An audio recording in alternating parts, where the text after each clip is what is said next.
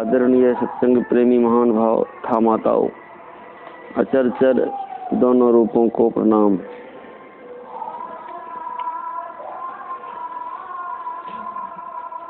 हम लोग परमात्मा की सृष्टि में अपने अनमोल जीवन को गढ़ने के वास्ते शरीर के अंदर श्रद्धा उत्पन्न करते हैं। उस श्रद्धा का फल होता है ज्ञान की प्राप्ति होती है, और वह ज्ञान जो हमें मुक्त दशा को प्राप्त कराने के वास्ते सद्ग्रंथों का सहारा अपने शरीर के अंदर और सत्पुरुषों का अज्ञात शक्ति दोनों मिल करके जीवन को सतपथ की ओर अग्रसर कराते हैं। भगवान श्री राम अपनी विभूतियों का चर्चा करते हैं कि जब ते राम प्रताप खगेशा उदित भयउ अति प्रबल दिनेशा। इस शरीर के अंदर में संतों की वाणी में सूर्य की चर्चा बहुत आती है।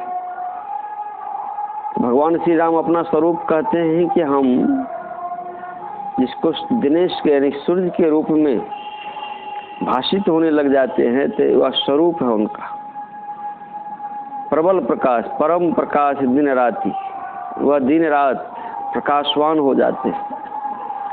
जो प्रकाशवान हो जाते हैं तो उनका कहीं से पिछले जितनी कहीं भी बात है भविष्य की, जो हम लोग शरीर के अंदर में सोचते हैं, हानि, लाभ, जीवन, मरण, अपजश, ये सब बात याद आती है। शरीर के अंदर में सब बात गूंजता है, और जब वो गूंजने लगता है तो उसमें हम लोग अपने आप हानि महसूस करते हैं, अपने आप लाभ होता है तो खुशी महसूस करते हैं। लोग चेहरा से परख जाते हैं, विचार से परख जाते हैं। जो काम हम छुप के लेना चाहते थे कोई जाने नहीं, और धीरे धीरे करके वह प्रकट हो जाता है, किसी न किसी रूप में वह प्रकट हो जाता है। फिर हानि और लाभ के बीच में फिर संकट भी उत्पन्न होता है। ये सब मन के अंदर में यानी कि शरीर अपने अंदर में एक जीन के रूप में शरीर पर इसका असर पड़ते रहता है। इसी असर को काटने के लिए संत महापुरुष संत वचन को, अपनी अपनी अनुभूति को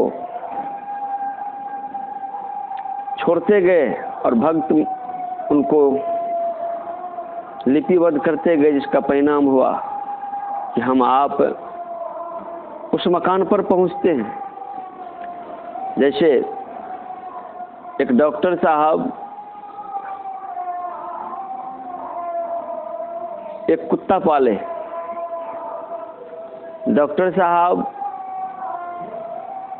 कहीं चले गए थे बाहर मोमबत्ती जला करके, उसके टेबल पर उनके बहुत सारे कागज थे। कुत्ता झपटा मारा टेबल पर, वह मोमबत्ती गिर गया और उससे सारा कागज पत्तर, डॉक्टर साहब की जीवन की जो कमाई थी लगभग उसमें सब खत्म हो गया।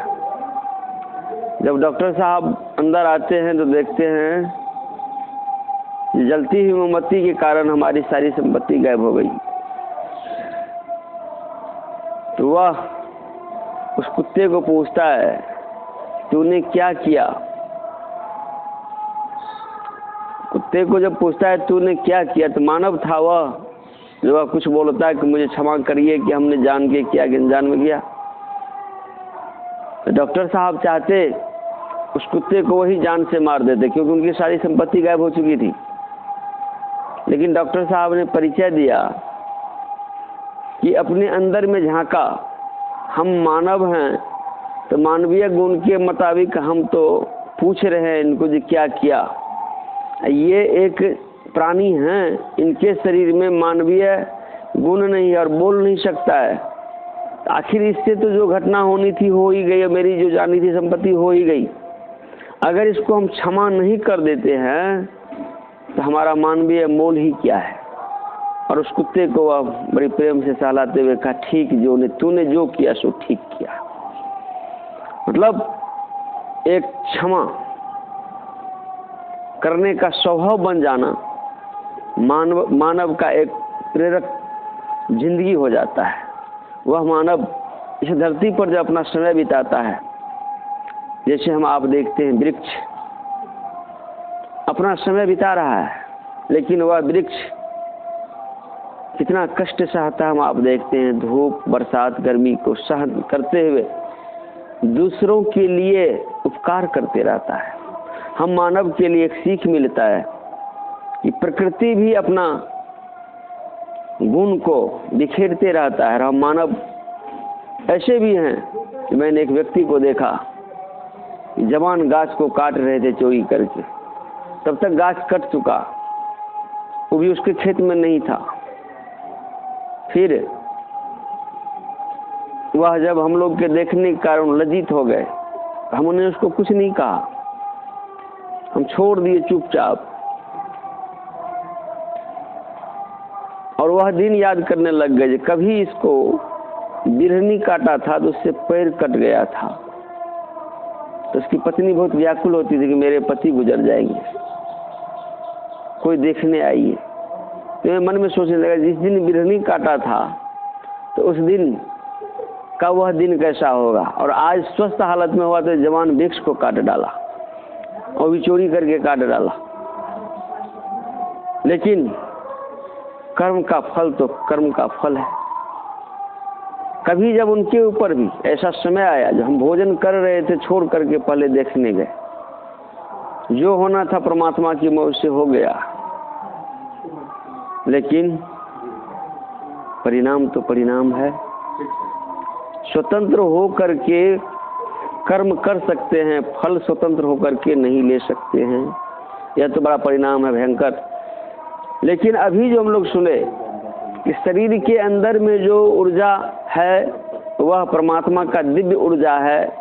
वह जिनको गुरु की कृपा से दीक्षा लेने पर जब झलक जाता है तो फिर उसके पास वह धन होता है, न धन में हानि है, न घटता है, न फटता है, न वह हंसाता है, न वह रुलाता है। वह एक दर्जा होती है कि दुनिया उसको अपने सर से उसको नमन करके उससे उसका लाभ लेता है। भगवान श्री राम का मूल ख्याल यहाँ तक रहा कि प्रजाओं में यह संदेश रहे, दैहिक, दैविक, भौतिक 3 ताप होते हैं, इन ताप से प्रजाओं का बचत हो। इसी बीच में संकट क्या होता है कि परमात्मा ने ऐसा लाशा बना दिया है, जिस लाशा में हम ऐसे उलझ पुलझ जाते हैं कि समझ में नहीं आता है कर्तव्य क्या है और कर्तव्य क्या है। कर्म और कर्मण्य की गति में हम पहुंच जाते हैं। तो दादू साहब कहते हैं, दादू जाने न कोई संतन की गति गोई, संत की गति जाने न कोई। बड़ी मुस्तैदी वाली बात है कि संत की गति सब कोई नहीं जानते, और जो जान गए तो वो मानते क्या हैं, शून्य शून्य शून्य के पारा। जो जान गए संत की गति को, उनके द्वारा अपने जीवन को सींचना शुरू करते हैं तो कहते शून्य शून्य शून्य के पारा। 3 शून्य की चर्चा की गई। यह किसी विश्वविद्यालय में इसकी पढ़ाई नहीं है। यह 3 शून्य को कैसे पार किया जाए तो किसी विश्वविद्यालय में इसका सर्टिफिकेट नहीं मिलता। अभी हम लोग के बीच में रामदेव बाबा का कार्यक्रम चलता है। प्रयास करते हुए वह योग को ऐसा जगह तक ला दिया कि अब एक खेल, जैसे क्रिकेट का खेल, उसी तरह से योग का खेल विश्वविद्यालय बनेगा। सरकार उस बच्चे को जो प्रतिभावान होंगे उसको 8 लाख रुपया देंगे पढ़ाई करने के लिए। तो ये दुनिया में एक मिसाइल बना रहे हैं। लेकिन दैहिक, दैविक, भौतिक 3 ताप जो है, ये टका से काम तो नहीं चलेगा। संठी की आग भी है, चूल्हा से निकल करके दूध भी औंटा जाता है, लेकिन मनुष्य चाहे कि हम ठंडा स्नान करके आए या संठी के आग पर हम अपना देह सेक लें तो संभव है? क्योंकि संठी की आग जो जलती है तो पीछे उसका लौ भी माइनस होती चली जाती है। तो ये भी एक जिंदगियां है। लेकिन जो संत महापुरुष का ये वचन है कि सुन्नी सुन्न सुन्न के पारा, यह जिंदगी को जो सफल करने में, अपने को श्रद्धावान हो करके उसमें गठन में अपना समय लगा दिया, तो वे बड़ा भाग्यवान है। दलन मोह तम सोसु प्रकाशु, बड़े भाग उड़ावहि जासु। बड़े भाग्यवान है वह कि जिसके हृदय में अंधकार का नाश हो करके प्रकाश से उसका समय बीतने लगा। बड़े भाग्यवान है। रामायण में एक प्रथम सोपान का पहला शब्द है यह कि दलन मोह, इस संसार के दलदल में मोह, जिससे हम लोग दोस्ती किए हैं। तो मोह देखिए कैसा मोह है। हम गाय से दोस्ती किए थे, ठीक है, गाय से हमारी दोस्ती कितनी रहती है? जब गाय हम दूधते हैं तो उस समय मच्छर भगाते हैं, फिर हो गया तो गाय को कौन पूछने जाता है।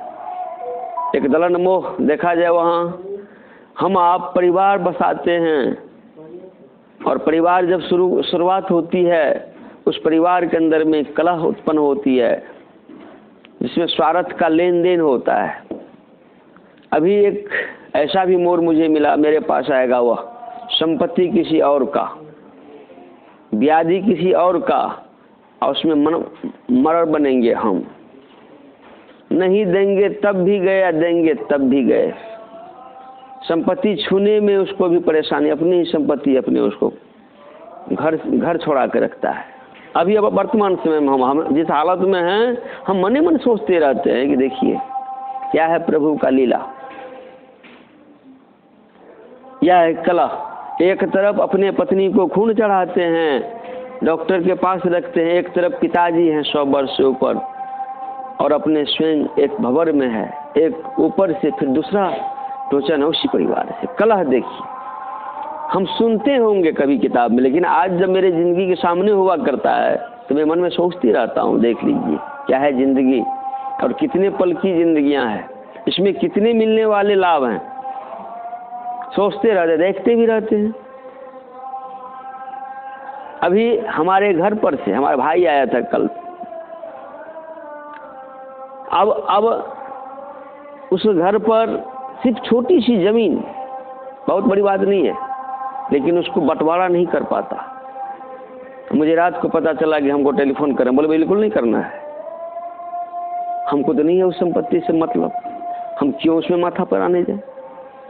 संतोष जब किसी एक को नहीं है, कोई दान करना ही नहीं जानता, स्वभाव ही नहीं जानता है, तो फिर उसमें क्यों पड़े, क्या जरूरत पड़ा। तो जरा सोचिए, हम भी चाहें तो फंस सकते हैं और जा करके कर सकते हैं, कोई दिक्कत नहीं है।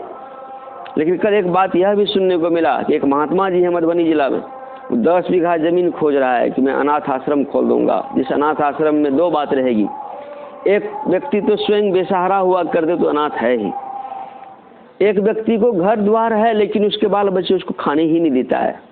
तो वो अपने इलाके में वह भोजन को भेजता है, अपने से भी चल करके वह जहाँ जिस घर में जो जिस लायक है उसको भोजन परोसता है। उसका चाहना है कि हम चाहते हैं कि 10 बीघा का खेत हो, हम उसमें ऐसा भी परोपकारी है। विचार करिए कि जो मैंने यह बात को आज नहीं, 2008 में मैंने इस बात को सोचा था और मुझे कल उसका खबर मिला तो मैं बड़ी खुश हुआ कि चलिए कोई बेटा तो है आज भी उपकार करने के लिए और कर रहा उपकार। क्योंकि सुनने में आया कि बेटे उठा के ले गए कार पर बड़े सुंदर से कलकत्ता के पास अनाथालय के पास, माँ यहाँ बैठो हम आ रहे हैं। कितना बेचारी बैठेगी, शाम हो गई तो शाम को कौन होंगे उसको उठाने वाले। आखिर अनाथालय के जो व्यवस्थापक निकलते हैं बड़े सुंदर घर की थी, लेकिन सुंदर घर वाले ही क्या बनेंगे। उस बूढ़े को उस अनाथालय में रखा। कि मुझे 15 साल पहले मिला था। अब 2008 में मैं एक व्यक्ति को सर्वे करने दिया था कि आप इसमें सर्वे करिए कि मनुष्य तो अनायास काल के गलवित हुए, उसमें से कोई माँ बाप से बिछुड़ गए, कोई माँ बाप ही बच्चे से बिछुड़ गए, कोई पति पत्नी ही कोई बिछुड़ गए।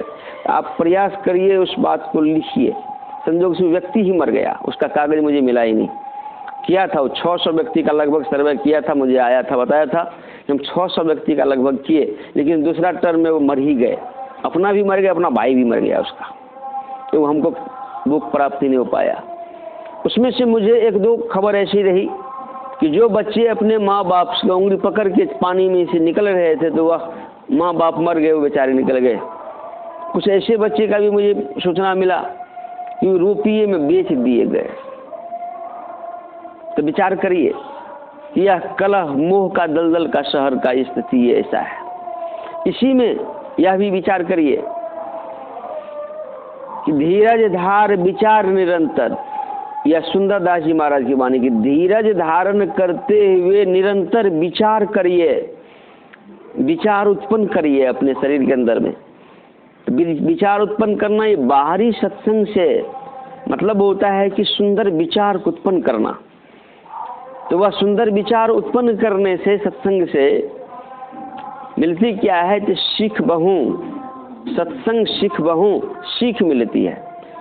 और जिसको ये सीख प्राप्त हुआ है तो वह व्यक्ति त्याग की ओर जाएगा। जिंदगी उसकी लंबी है, लंबा मार्ग दूरी घर, विकट पंथ बहुमार, क्यों संतो पाइए दुर्लभ हरि दीदार। दुर्लभ बात है हरि का दीदार, लेकिन लंबा जीवन में सोच बनाने वाला जो हमारा जो विकट पंथ है, जिस पंथ में चलने से हर पल खतरा ही खतरा है, ऐसे खतरा को हम मुलायम कैसे करें, यह विचार कौन उत्पन्न करेगा। तो सुंदरदास जी महाराज कहते हैं, हो ही निश्चिंत मत करहि चिंतहि, चोंच दई सो चिंत करेंगे। सुंदरदास जी महाराज कहते हैं कि आप सबसे पहले निश्चिंत होइए। चोंच मतलब हुआ कि मुंह फाड़ा है जिसने वह चून देंगे, विश्वास होता है। हम लोग इस विश्वास में बहुत कमजोर पड़ते हैं, बहुत कमजोर। हम बोल बैठते हैं, जैसे अभी 21 तारीख की रात को डॉक्टर और विद्यार्थी की घटना हुई, हमें क्या पता, लेकिन बैठने पर पता चल जाता है। तो डॉक्टर साहब दूसरे 22 तारीख को जब आते हैं तो ऐसे गपे गप में कहते हैं कि फलना के बेटा को ज्ञान नहीं है। तो हम तुरंत समझ गए कि अनुभव लगाए कि इतना लंबा दांत, उसका ऐसा चेहरा। तो डॉक्टर साहब तो नहीं जानते थे, समझते फलना का बेटा होगा, लेकिन बेटा था नहीं, उसके यहाँ रहता है। हम अनुभव किए कि वही 2 लड़का होगा, लगता है वही दोनों लड़का उड़नता किया है डॉक्टर साहब के साथ। छोटी सी बात कि लड़के को टाई पहना रहा है, तो टाई पहनाने में 2 बातें होती है। तो दो बातें होती है। तो उस समय डॉक्टर साहब अंतिम में उसको, जब उस लड़के को हम बुलाए, बोले क्या रे, तो लोग तो अपनी सर्दी गर्मी में आ गया, क्या रे तुम डॉक्टर अंकल के साथ क्या किया था कल रे। ना बोले पसीना मत उतारो, सही सही बोल दो हमको, क्या किया था इनके साथ, तुमने क्या बोला, थप्पड़ नहीं मारा था तुमने, लेकिन तुमने इसके साथ क्या किया, बोला क्या। तो कबूल किया कि हाँ हम बोले थे। बोले तुम चिन्हा, तुम समझा इस बात को पहले कि कोई बड़े लोग मुझे सलाह दे रहे हैं, अगर गलती ही करते हैं, बड़े लोगों को दृष्टि में लग रहा है कि मेरा काम गलत है, तो तुम इस तरह से कटु शब्द का प्रयोग करके इनके साथ तुमने क्या लिया। जिस संस्थान में तुम काम करते हो, हमसे जुड़े हुए हो, तो हमें भी तुम ले दे के कहाँ चला गया। आखिरकार क्योंकि रहा है मेरे साथ, उसको तो बहुत हद तक हम लोग सिखाए हैं। बोले क्षमा मांग लो और आइंदा ख्याल रखना कि हम किसी को, हम अपने कार्य में व्यस्त हैं, तुमने इसमें यहाँ तक कर, तो आप क्या जानिएगा, यहाँ तक कह दिया था। तो यही है कि कटु वचन का प्रयोग किया, तो जो विद्या है और जो व्यक्ति का तुम्हारे पास श्रद्धा रहा, उसमें घटती हुआ तुम्हारा कला खत्म हो जाता है। तो आज के बाद ये ख्याल रखना कि बड़े लोग जब कुछ कहें, ऐसा नहीं कि मनमौजी करके चल दे, कम से कम नहीं कुछ कर सकते हो, जवाब नहीं है तो चुप हो जाओ, विनम्र होकर के हाथ जोड़ लो, यह चल सकता है। अगर उदंड होकर के कार्य करोगे तो जितनी शक्तियां हैं जो पाए हो और जो ईश्वर देने वाला भी है, वह भी रुक सकता है, उस भाग्य में कोई देने वाला नहीं मिल सकता है। पहले तो यहाँ विचार कर लें।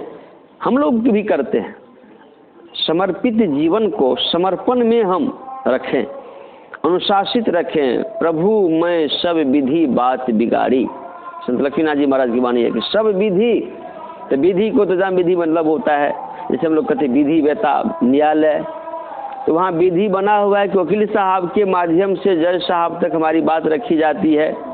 हमारी सुरक्षा का इंतजाम जज साहब के कलम में है। लेकिन यहाँ के जज में तो ऐसी भी दृष्टि देखी जाती है कि बेगूसराय में एक व्यक्ति कहा, हे भगवान, लिखा तो है सत्यमेव जयते, और यह व्यक्ति मेरा बेटा को खुलेआम हत्या किया है और इसको जज निर्दोष करके घोषित करके भेज रहा है, और फूल माला के साथ बोलेरो के साथ यह इतना काफिला में जा रहा है। भगवान, इस जज के न्याय को तो मैंने देख लिया, क्या भगवान तुम्हारा न्याय कुछ नहीं है? यह अन्याय का दुनिया ही रहेगा।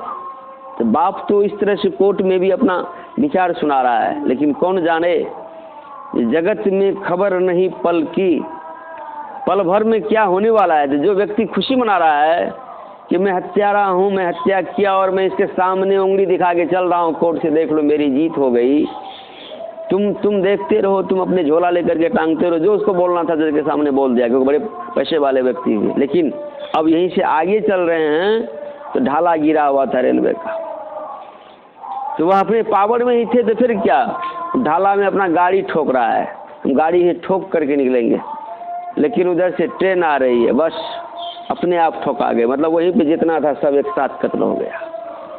वह व्यक्ति उधर से आ रहा था कोर्ट से, तो कहा भगवान ठीक है, तुम्हारा नियम मैं आंखों से देख लिया। तो विचार करिए कि एक तरफ है रुपये पैसे की होर, जिस रुपये पैसे की होर में हमारी जिंदगी कैसे होती है, इसको कहते हैं अहंग अग्नि हृदय जरे, गुरु से चाहे मान, तुमको ये मनोता दिया हो हमरे मेहमान। अहंकार रूपी जब काल सवार रहता है शरीर के अंदर, तो वह जल्दी झुकना नहीं जानता है, और जो झुकना नहीं जानता है अपने सूरत को जो झुका के रखता है शरीर के अंदर में, और सूरत का रूप कैसा है, तो बीमार कहते हैं आगे माई सतगुरु खोज करहूँ सब मिलके। सब मिलके मतलब होता है कि बाहर में जो हम जिनसे जिस व्यवहार से हैं उनके ऊपर भी अपना विचार, अपना कर्म से उसके ऊपर हम हावी रहें, खुद उसको ऐसा लगे कि नहीं ये सही मायने में यह व्यक्ति अनुकरणीय है, इसकी कर्म अनुकरण करने का है। और अंदर से जो हमारा इंद्रियां है यह मनोदशा से विपरीत कार्य करता है। इस तन में मन आवे नहीं, निस दिन बाहर जाए, रात दिन ये बाहर जाता है। इस अवस्था को अपने आप में व्यवस्थित करना है। तो सतगुरु का रूप जो है एक प्लेटफॉर्म है। इस शरीर का संरचना में रूप तो दुनिया में बहुत है। चरणदास जी महाराज कहते हैं, उसकी शिष्य सहजवाई, हमारे गुरु पूरन दातार, अभय दान दीनन को दीन है। अभय दान कोई साधारण दान है जिसमें कोई भय नहीं, ऐसे दीन भाव में हमें प्रकट कराया कि अभय दान दीन्हा दीनन को, हरि धन दियो अपार, धन भी दिया उसके अपार। एक तो अभय, कोई डर नहीं, और संसार में हमारा शरीर जहाँ है, जिस धन से हमारा समय व्यतीत हो रहा है, इस धन और शरीर दोनों का पतन। हमारे बीच में भी एक बच्चा आया है, कल भी आया था और आज भी आया। तो कल वाले को तो मैंने देखा कि बस पूछते पूछते वो खड़े गिरता है सीधे, उसको ही पता नहीं है हम कहाँ गिर रहे हैं। लेकिन संस्कार याद रखिए भाई, वह मैं कहूँगा, खोल के कह रहा हूँ कि सबसे पहले बच्चे जन्माने से पहले माँ बाप यह ध्यान रख ले कि हम बच्चे जन्मा रहे हैं तो उस बच्चे को दूध पिला दे, तो मेरे वतन की याद रखे, मेरे तिरंगा के शान को रखे। मैं ये कहूँगा, मैं कल देखा जो आखिरकार बच्चे बोल ही दिया कि मैं कच्चा अंडा खाता था। इसलिए बाल बच्चे को ध्यान रखिए। जो मैं आज तक में लगभग 25-30 लड़कियों को मैंने देखा जो जहाँ बाहर रखा उसकी दुर्दशा रही। जो वह घर का रहने वाला जो सहरसा में बच्चा को रखता, लेकिन वह उसको पूछते पूछते उस क्रम में हम ले आए उसको, कहाँ हम कच्चा अंडा को पीते थे। इससे विचार करिए, बेसी उम्र नहीं है बच्चे का, 10 साल के अंदर का बच्चा है, जिसका भोगता भोगी कौन होगा आज। और हम लोग तो मुफ्त के हो जाते हैं, फ्री में बाबा जी मिल गया तो चलिए बाबा जी ये काम कर दें। एक त्राही गुरु बोलने में उसको संस्कार सूची कितना बिगड़ गया कि बोलने में उसको कितना हमको परेशानी करना पड़ता होगा। आखिरकार उसको हम शुद्ध शुद्ध बुलवाए। हम जब उसको कुछ नहीं उसके बाप को लिखा रहे थे, लिखिए ये सब लिखिए, तो कहता हाँ नहीं ये पखाना हम रख ले, तू बोलना, तुझे बोले किसे बोलना, तू बोल, तोरा काम उतने बोले क्या है तुम्हारा, जरा सोचिए। मैं कहूँगा जो भी सुन रहे युवक भी अपने आप में सोच लें, क्योंकि अमेरिका का सिद्धांत है कि जितने बच्चे जन्माना है तो पहले उतना घर बना लो, फिर उस बच्चे की पढ़ाई के लिए जितने रकम देना है अपने माँ बाप पहले सोच ले कि मैं उस बच्चे को पढ़ाने में 16 साल के अंदर में वो बच्चे हमको रकम लौटा सके, या अमेरिका का नियम है। हम बिहार के लोग इस बात से बहुत अनभिज्ञ हैं। हम लोग ने इस चीज़ को कभी मैनेजमेंट में लाया ही नहीं लगता है हमको। हमने ज़िंदगी में यही देखा कि अभी जो जिस बच्चे को मैं देख रहा हूँ अभी सामने में, जिस बच्चे की स्थितियाँ देखी, बाप तो ले गए पटना ले गए, मस्तिष्क का सर्जरी करते हुए पैप लगा दिया है। अभी वो बच्चा को यह है कि एक घूंट पानी पिलाने के बाद उसका कफ सड़ा हुआ कफ निकला, वही देख रहे थे, चेक कर रहे थे, तो सड़ा हुआ कफ है, क्या किया जाएगा? विचार करिए कि संसार का एक ऐसा परिस्थितियाँ होती है, इसका भोक्ता कौन बनता है? शरीर। और इस शरीर को ताप से बचाने के लिए इसका जुगाड़ क्या है? सबसे पहले सात्विकी विचार। अपने जहान में यह ख्याल रखिए सब कि आपको मौका दिया है ईश्वर एक बच्चे को ऊपर उठाने के लिए, उस बच्चे के लिए आप अपना त्याग करिए। सबसे पहले त्याग क्या कीजिए? नींद, भूख, आलस। 3 चीज को बढ़ाने से बढ़ता है, 3 चीज घटाने से घटता है। भूख पर जब आप ख्याल रखेंगे तो भूख ही भूख पुकारत नर, सुंदरदास जी कहते भूख ही भूख पुकारत नर, तो फिर क्या होगा? तो भूखले मरिएगा। क्योंकि बच्चे पढ़ के आए थे सऊदी अरब से, माँ के पास सोया हुआ है, तो माँ तो अपने प्यार में कि मेरे बच्चे सऊदी अरब से पढ़ के आया, तो बुखार से तलमल कर रहा है, बोल रहा आब, तो माँ जान नहीं रही आब क्या है। बच्चे तो आब करते हुए प्राण छोड़ दिए। जब आए मुल्ला साहब, पूछा कि तेरे बच्चे का जन्नत हो, क्या बोल के मरा? तो कहा आब करते मर गए है। तो कह रहे वो पानी मांग रहा था, वो तो तुम्हारा बच्चा का जन्नत हुआ ही नहीं, यानी कि उसको स्वर्ग मिलेगा कैसे? वो तो उसको प्यास लगा हुआ था, पानी पिया ही नहीं। संत कबीर साहब ने पहले लिखा इस बात को, भजन बिना दीवाने मन 7 जन्म पछते हो। एक जन्म की बात नहीं है। हम लोग विचार रखें, आज अगर ठीक से सुन रहे हैं, जो मुझे कल जो प्रेरणा मिला और आज मुझे उस बच्चे से प्रेरणा मिल रहा है, तो शरीर की गति देख लीजिए, रामायण में है, तन की गति दान भोग नाश, धन और तन दोनों की स्थिति को सोच लीजिए, विचार करिए। हम पहले पढ़ते थे, यहाँ डायरेक्ट देखते थे, कितना किताब उड़ पाएंगे, जो मैं कभी सोचा ही नहीं था। ऐसा विचार मेरे मन में कभी आया भी नहीं होगा कि मुझे भी ये सब वस्तु देखने को मिलेगा, उसकी सार आसार को देखने को मिलेगा, गर्मी और ठंडी महसूस करने का अनुभव मिलेगा। ये तो जिस समय से आया है बच्चे, उस समय से हम अपना क्या सोचेंगे उस पर सोच रहे हैं कि क्या इसको भोजन कैसे दिया जाएगा। इसकी जो स्थिति हमारे यहाँ तक आया है, हम इसके लिए अब क्या कर सकते हैं? उसको क्या दे करके उसके अंदर में कम से कम डाइट दें जो उसके शरीर को बैलेंस बन सके। हम आप भी जिंदगी में जीते हैं, हम आप भी तिलक ले करके हम देखते हैं कि तिलक ले करके हम एक ज़िंदगी सफल करना चाहते हैं कि हमने बहुत कार्य किया, लेकिन आज जरा विचार करिए, ऐसा स्थिति एक को आया समाज में, नर शरीर में है। हम लोग को इससे ज्ञान लेना चाहिए कि हम लोग में जो शरीर में जो विलासिता का गुण है उसको ईश्वर के नाम पर त्याग करिए। हम लोग में जो भोजन करने का एक क्षमता है कि ठीक है हमारा भरा पूरा परिवार हम भोजन कर लिए और हमारा ज़िंदगी यहीं से सफल होता चला, इस बात को भूल जाइए। यह रखिए कि आज मुझे ईश्वर मुझे स्वस्थ रखा है, स्वस्थ मेरा धन है, तो मुझे निर्धन के लिए भी उस ईश्वर के ही बनाए हुए व्यवस्थाओं में मेरा परिश्रम का कुछ रुपया रहे जो मैं दूसरे का सहायता कर सकूं। मैं कभी बोला था 2008 में कि मैं चाहता हूं कि एक आपदा विपदा कोष हो, उस कोष में किसी का मदद किया जा सके। तो मेरे पिताजी राष्ट्रपति पुरस्कार लिए हुए हैं, वह यहीं पे बोले कि राहर का संठी का टाट लग जाए सोना का ताला तो उससे क्या होगा, घर में चोरी होगा। हम चुप रह गए, जैसे पिता हैं हम क्यों बोले इसको। हम जो विचार दिए थे हम अभी बोले इसको क्यों। और 2 अक्टूबर है, महात्मा गांधी लाल बहादुर शास्त्री की जयंती है।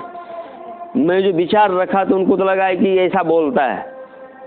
और आज जिस परिस्थिति में फंस गए, तो मैं जब जाऊंगा तो मैं वही बात याद कराऊंगा कि आज बताइए कि आपके पास इतना रुपया है, आपका घर किस स्थिति में है, टाटका की सोना का, आपको रिकॉर्ड तो मिला राष्ट्रपति पुरस्कार, और आप जो व्यथित हैं, आपके बाल बच्चे पोता पोती भी सुखी नहीं है आपसे, आपके पत्नी भी सुखी नहीं है। आज बताइए कि आप सोने के ताला लगा करके आप क्या प्राप्त कर रहे हैं। उस समय हम उसको सवाल पूछेंगे, क्योंकि हमारी माँ गुजर गई, गुरु माँ थी, वह हमको बोले बेटा तू तो कहो बहुत बड़ा बात, हमरा बतावा की करिए। कहले माँ भै गए, हमार जवाब जते रहे होते तक रहते, सवाल जिंदगी जगह बच जेते तो माँ देख लेबे लड़ लेबे केस के भी, भले हमरा नहीं छे मौका अखन, लेकिन समय अते माँ तो जीत लेबे, देख लेबे एकरा। क्योंकि नाम लगन छूटे नाही, सोई शूरा मर्दाना हो। संत कबीर शाह का बताना नाम मतलब मैंने अभी कहा कि जिंदगी में सबसे पहली काम सदगुरु का रूप बसा लेना ही, उनकी कृपा से उनकी उपकल्प वृक्ष को पहले सटा लीजिए, जिंदगी एक निहाल खुशहाल की व्यवस्था में चलेगी। वह दिखा देंगे आपको, उस तरह के व्यवस्था में डाल देंगे। आगे माई सतगुरु खोज करो सब मिलके, उसमें है खुले चेतन राह, जिसको अभी सुने आप लोग कि सूरत संहारो अधर चढ़ाओ, झिलमिल ज्योति जगाओ, झिलमिल ज्योति। विचार करिए, जो भगवान श्री राम ने कहा जिस प्रकाश के बाद उस झिलमिल ज्योति को जो जगा लेते हैं, क्या है वह? शांति लाभ का यत्न यही है। सब संतों ने गायो रे, यही है शांति का लाभ। हम आप जो ये दान देते हैं, समय दान, ये तो साप्ताहिक रूप में हम लोग दान देते हैं, लेकिन घर के अंदर हमें यह अपने आप में ढूंढना है कि हमारा दान प्रतिपल उसके लिए हो, दान दीनन को दीजिए हरे दरिद्र का पीर, जो दरिद्र का हटा दे मिटा दे, ऐसे को दान दें, ऐसे समय हमारा समय हो हम उसका उपयोग कर सकें। इस व्यवस्था को ये ना हम कहते हैं आपको जो किसी पंथ है या आप साकट वैष्णव हैं, वो आपको खुद गढ़ना है कि आप अपने जीवन को तलाशिए कि मुझे ईश्वर ने इतना सुंदर समय दिया है और मुझे मौका दिया है कि बाल बच्चों के साथ पढ़ने का, जिस तरह से शरीर का इंद्रियां संग संग बढ़ा है, उसी तरह से अभी जो मुझे वर्तमान में बाहरी कार्य का मिला है उसमें मुझे त्याग करने का मौका मिला है। विचार करिए कि जिस समय श्रवण कुमार थोड़ा सा गलती कर बैठे, पति पत्नी मिल करके त्रिजटा मुनि का पैर धोने में घृणा कर दिए। कल रविदास जी महाराज का जयंती था, उनकी वाणी है कि जा देखे घिन उपजे हुए नरक कुल में बास। तो नरक क्या मिल गया कि पति पत्नी को तो कहा गया कि गुरु महाराज का चरण को पखारो, लेकिन उनके चरण को देख करके, वो मोटा चरण था त्रिजटा मुनि का, लेकिन थे समाधि में। परिणाम क्या मिला कि दोनों प्राणी का आंख का रोशनी गायब हो गया। यही है घृणा, यही है जिंदगी का लाभ के बदला में, भला के बदला में पतन होने की रास्ता। एक तो श्रवण कुमार का जिंदगी देखिए कहां से कहां चला गया, कि जो कि श्रवण कुमार के माता पिता शांतमन और ज्ञानवती थी, तो दोनों अंधे अंधी हो गए। हम आप देख रहे हैं संसार में। एक संत को प्रणाम करने के क्रम में, चरण धोने के क्रम में हृदय के अंदर में थोड़ी सी मैल लग गई। जैसी तरह से रामकृष्ण जी महाराज ने कहा कि धागा में जब गांठ रहेगी तो उसी में घुसेगी ही नहीं, उसी तरह से संत महापुरुषों के चरण पखारने में अगर मैल रह गई, किसी कारण से उनके प्रति कोई ऐसी अश्रद्धा रह गई, तो जिंदगी में तो बड़ा फेरा है, जिसका फेरा का परिणाम हुआ कि जब जाने कि मेरे पुतों बेटे अंधे अंधी हो गए हैं, तो गए गुरु महाराज के पास, त्रिजटा मुनि के पास गए और क्षमा याचना, जो हम आज पढ़ते हैं, पापों के संस्कार जन्मों के मेरे हैं, गुरु महाराज स्पष्ट कर दिए हैं। अब बाबा देवी साहब का भी स्पष्ट वचन मिलता है कि बचपन में जब गए थे देवी मंदिर, कहा क्यों आप लोग बकरे को ऐसा कर रहे हैं, लाल कपड़े क्यों पहना करके इसको ऐसे ऐसे कर रहे हैं। बकरी को जब आप लोग, कोई इसमें से जरूर होंगे, दुर्गा माई को जो चढ़ाने गए तो बकरी को जब दिए, हम लोग को जब भूख लगता है, जब बोली नहीं होता तो कैसे बोलते हैं हम लोग? अगर पूछता है, जब बोली नहीं फूटता तो कैसे हिलाते हैं सिर? देवेंद्र बाबू कोना सी हिलबै छियै, भोजन करबै केना? अरे वाह,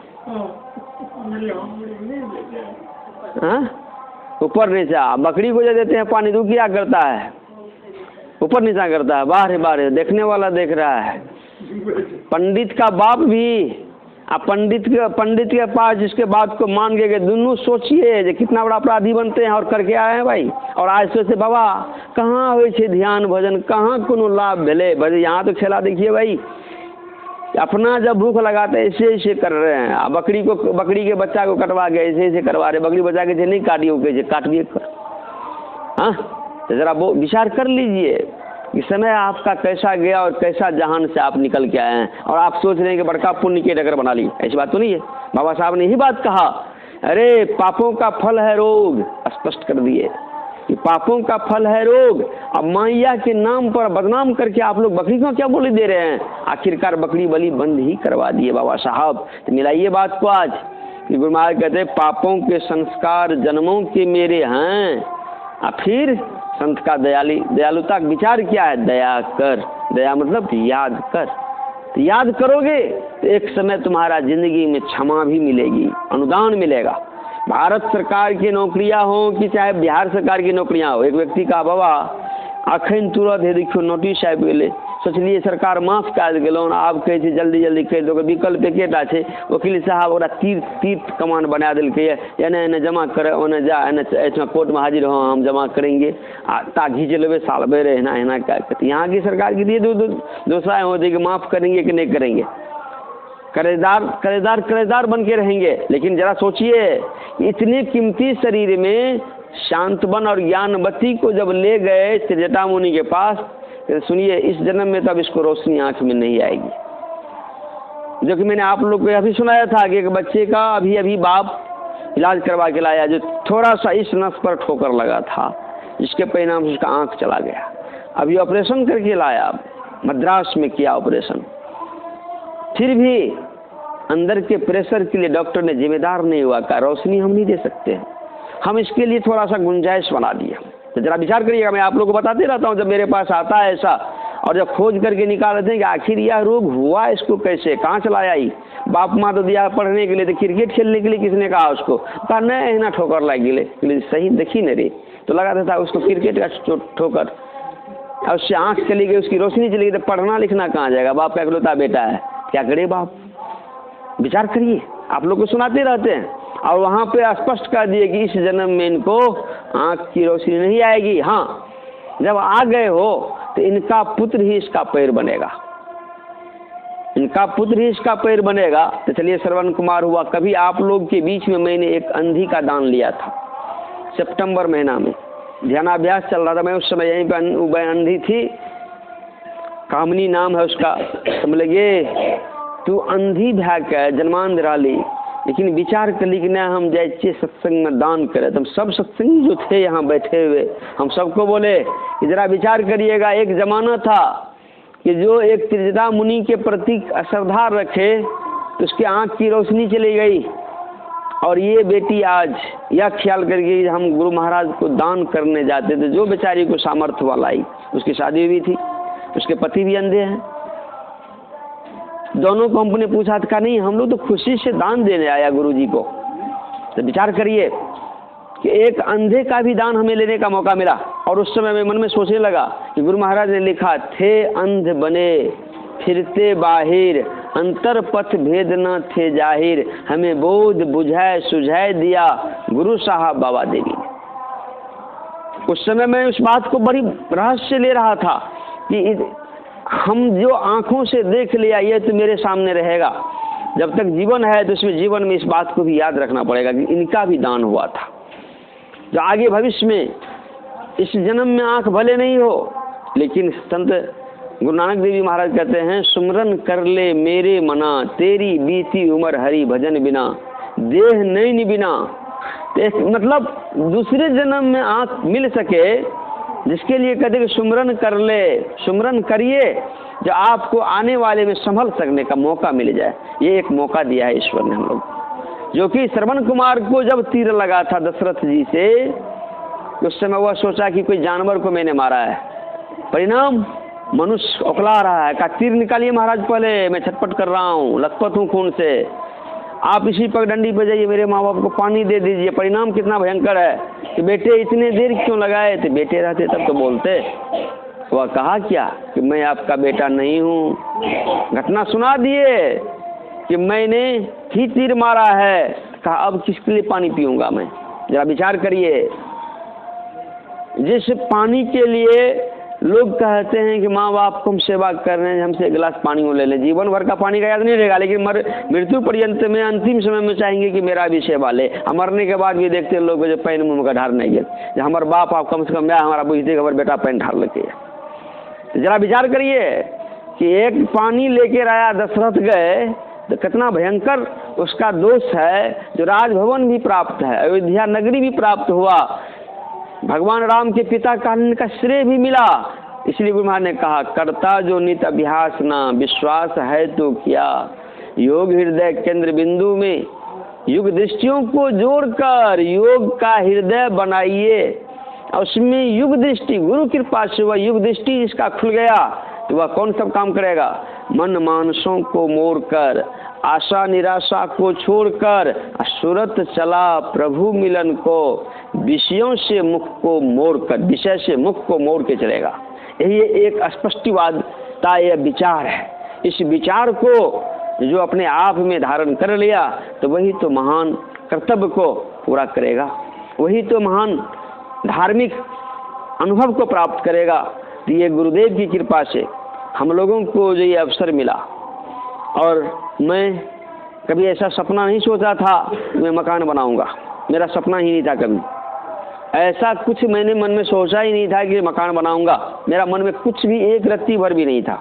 लेकिन जब उस घर को तोड़ फोड़ किया गया तो अपने आप प्रेरणा मिलती गई, जिसमें कि हम मजदूरों से पूछे, हम सबको बुला करके, क्योंकि 20 दिसंबर से हमारे यहाँ 10 मजदूर प्रतिदिन भोजन करता है, तो 10 मजदूर 20 दिसंबर से जोड़ लीजिएगा हम कितना रुपया को उसमें डाल चुके।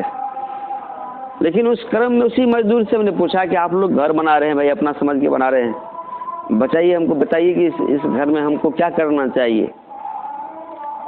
तो देखिए हृदय में है, वो अपने आप में वह निर्णय लेता है कि बाबा अगर आप कर ही रहे हैं तो एल्बेस्टर दे करके इस मंदिर को आगे की सोच के लिए आप क्या दे रहे हैं, भविष्य में और लोगों की जो बढ़ोतरी होगी तो उसके लिए आप क्या दे रहे हैं। अगर आप 2-4 लाख रुपया अगर मदद कर देते हैं तो छत बन जाएगी।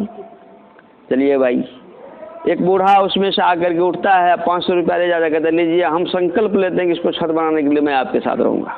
हम बोले बूढ़ा जब कहता मैं ऐसा रहूँगा तो मैं इसके पीछे पीछे रहूँगा।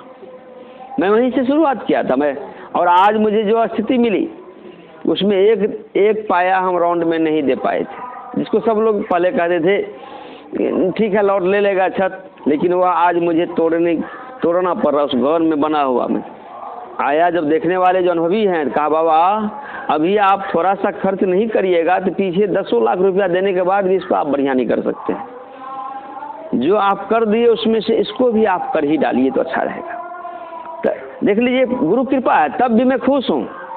तभी मुझे किसी तरह का ऐसा नहीं कि मैं सोच रहा हूँ कि कैसे होगा नहीं होगा, लेकिन ये पता है कि आप लोग से मैंने कहा था सबसे, मैं पुनः फिर भी कह रहा हूँ कि जब भी ध्यान करिए, ध्यान करने में जब उठने से पहले ज़रूर 5 मिनट प्रार्थना करिए गुरु महाराज से कि हम लोग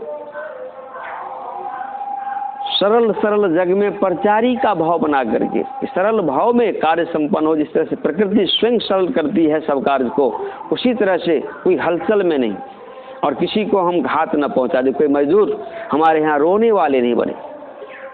मैंने आज तक अभी तक जो मजदूरों के साथ रहा, मैं इतना ही कहते रहा, सुनिए जो नमक रोटी बनता है खाइए, अपना समझ के खाना है। मेरे पास रुपया नहीं है कि मैं जेबी से निकाल के आपको देते रहूँगा, लेकिन हाँ आप धीरे धीरे रहिएगा, आपको धीरे धीरे मिलता रहेगा। और प्रयास रहता है कि उन लोग को बड़ी खुश रहता है, वो लोग इसको ऐसा नहीं कि मुझे दबोचे दिया गया। तो मैं इसीलिए कहा था कि आप लोग प्रयास रखिएगा कि सबसे बड़ा सुमति है, जहाँ सुमति तहाँ संपत्ति ना। मुझे यही संपत्ति चाहिए, ये नहीं कि बहुत रुपया। आपका 1 टका ही अगर आप मन में सोच लिए हैं कि 1 ही रुपया वही मेरे लिए करोड़ रुपया हुआ करता है। मैं आज तक की ज़िंदगी में ही सीखा कि संतोष धन जब आता है तो रुपया कुछ नहीं है, लेकिन आपके हृदय तक है तो आप पहुंचा ही देते हैं। किसी न किसी रूप में आके मुझे बताते हैं कि बाबा हम मने मन रखने रहिए, ये रुपया ले जाए, तो वही रुपया से आपका काम होता है। रात में थाना इंचार्ज नए थाना इंचार्ज, अभी लगभग यहाँ से जितना थाना इंचार्ज यहाँ आए थे, अभी सब जगह का थाना, नवहट्टा का, मेहसी का, सलखुआ का, सोनबरसा कचहरी का, बसनही का, बख्तियारपुर का, रात में बता रहे थे बाबा जते के ले लू सब थाना इंचार्ज बन गए। रात में बोल रहे थे नए थाना इंचार्ज को लेकर आए थे, तो बड़ी खुश हुए। उससे मैंने पूछा कि बाबा बताइए सर, आपके नियम में इस लॉकडाउन का तो आंशिक पर हो तो देश पर है, तो क्या यज्ञ जाजन जो होता है उसमें आपका क्या करना? कहा देखिए डीएम से मिलिए, बोले डीएम साहब से मान लीजिए हम मिल ही लेंगे तो वो भी तो इतना ही बात बोलेंगे कि 2 गज दूरी बना के रहिए, यही ना कहेंगे। अब बिहार में तो मास्क का तो कोई मायने नहीं रखता है भाई। हंसने लगे। कहा देखिए आप तो सब बात जान ही रहे हैं, हम लोग तो एक कानून में है, तो वहाँ जाके तो हम आपको तो हम कहबे नहीं करेंगे कि भाई परमिशन दिखाई दे, परमिशन लिख के तो देगा ही नहीं कोई, अभी तो देने का नहीं है। मिल भी लीजिएगा आप तो सही बोल रहे हैं, ये सब तरह से सलाह होगा, मौके की जाइए, दूरी बना के रखिएगा। लेकिन हमारे बिहार के लोग में है ऐसा, पंडाल बनेगा तो सोच कैसा रहता है कि वो आगाम बैठे थे, हम आगाम में जाके नहीं बैठ ले चीज़ हमरो जगह हम आगाम, यही तो फेरा है भाई। दुर्भाग्य तो हमारे बिहार का ये है। तो कम से कम एक रहने चलने बोलने की जो स्थितियाँ होती है उसको भी रखिए, एक विचार मेजोरिटी में रखिए। कि हम लोग को बड़ी परेशानी कि गांव का हमने नमक नहीं खाया, भले पेट्रोल फूंक करके उस गांव तक हम काम किए, और वो अभी जिम्मेदारी मेरे सर पर इतना ज़बरदस्त पहुंचा हुआ है कि मत पूछिए। पहले ये सब सोचते ही नहीं थे कभी, लेकिन ये सब साथ है, तब भी फिर खुश हैं, फ्री हैं। किसके बदौलत? यह बदौलत कौन बनता है कि शांति लाभ का यत्न मन प्रयास करिए। गुरु ने जो मोहे दिन अजब जड़ी, वह कैसा जड़ी होना चाहिए? आनंद रूप स्वरूप मई है, लिप्त नहीं संसार। चरण दास कृपा से सहजो केरे, नमो नमो बारंबार। बार बार मैं नमस्कार करता हूँ गुरुदेव को, जो उनकी कृपा से सहज भाव में मैं इस अभय दान को प्राप्त किया। मेरे गुरु पूर्ण दातार, पूर्ण गुरु को हम लोग को भी गुरु महाराज कहते हैं, पूरे गुरु का संग हो अनंग क्या करे, गुरु हरि चरण में प्रीति हो युग काल क्या करे। अगर किसी तरह से अनंग मतलब कामदेव पछा रहा हो तो पूरे गुरु का संग कीजिए। संग मतलब अपने हृदय में शून्य की स्थिति में शून्य धसिए श्रुति शब्द समझते हो, पहुँची मिलिए जते सत्य मोर गुरु भेद दिए। इस भेद पर अरूढ़ रहिए और प्रयास करिए कि पलिता अब से खबरदार हो। भाई पलटू साहब की वाणी, खबरदार बन के पलिता सुलगे। जैसे चिलम पीने वाले अपने सोंठ से चिलम को धड़का देते ऊपर में, उसी तरह से ब्रह्म अग्नि का पलिता बनाइए और इस पलिता से संसार का कल्याण का रास्ता ख्याल होगा। जो मार्ग श्रुति साध दिखावे, तही मग चलत सब ही सुख पावे। सबको यह सुख मिलता है संत महात्मा का कल्याण रूपी विचार संदेश के रूप में जो कहा, इन्हीं शुभकामना के साथ श्री सद्गुरु महाराज